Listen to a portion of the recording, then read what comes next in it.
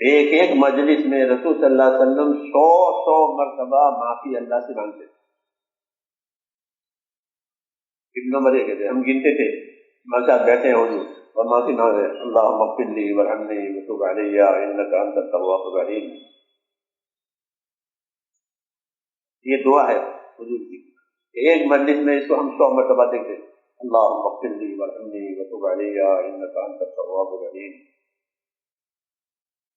اے اللہ میری مغفرت فرما دے، اے اللہ مجھ پر رحم فرما دے، اے اللہ مجھ پر رحمت سے توجہ فرما، تو توبہ قبول کرنے والا ہے، تو رحم کرنے والا ہے. یہ ایک ایک مجلس 100 مرتبہ اس کی تاکید کرتے تھے کہ اللہ سے معافی مانگا کرو. میں روزانہ 70 مرتبہ معافی مانگتا ہوں. کیوں؟ اس کی نزاکت ہے، اس کی اہمیت ہے.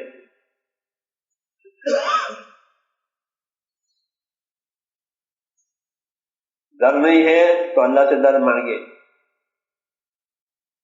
ہاں، اللہ سے ڈر مانگے کہ اللہ مجھے اپنا ڈر دے. حدیثوں میں اللہ سے حضور صلی اللہ علیہ وسلم ڈر مانگتے تھے، اللہ مجھے اپنا ڈر دے، مجھے اپنا خوف دے. لوگ روزی مانگتے ہیں، تندرستی مانگتے ہیں، اور چیزیں مانگتے ہیں. مانگنی چاہیے اللہ سے، ہر چیز مانگنی چاہیے. یہ ڈر مانگے اللہ سے.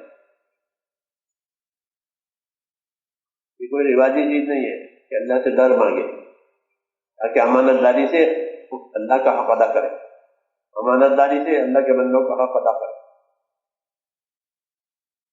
یہ کام صرف ثوابی کام نہیں ہے کہ ثواب مل جائے گا، ثواب بھی ملے گا اور خوش بھی ہوگی. ہاں، خالی ثوابی کام نہیں ہے کہ بس ثواب مل جائے گا، نہیں، خوش ہوگی. یہ کیا کیا؟ اس لیے اللہ سے ڈر مانگے اور ڈر کر کے کرے تو آگے بڑھ جائے گا. ڈر کر کرنے والا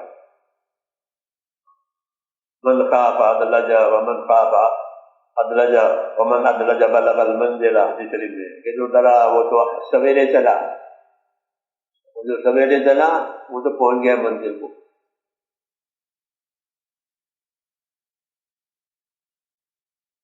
یہ باتیں بہت کم سامنے آتی ہے، اس میں بھی احتیاطی ہوتی ہے.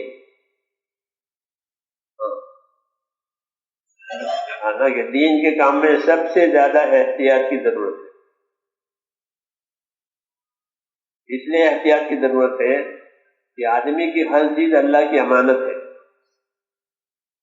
اس کی حیات بھی امانت ہے، اس کا مال بھی امانت ہے، ہر چیز اس کے پاس امانت ہے. اس لیے ایمان دیا ہے کہ ایمانداری سے کرے، ایمانداری سے کرے، اس لیے ایمان دیا ہے. اس کی ہر چیز میں امانت، ہر چیز اس کے پاس امانت ہے، اس کا حساب ہوگا. تو ایمان دیا اس کو کہ ایمانداری سے کرے.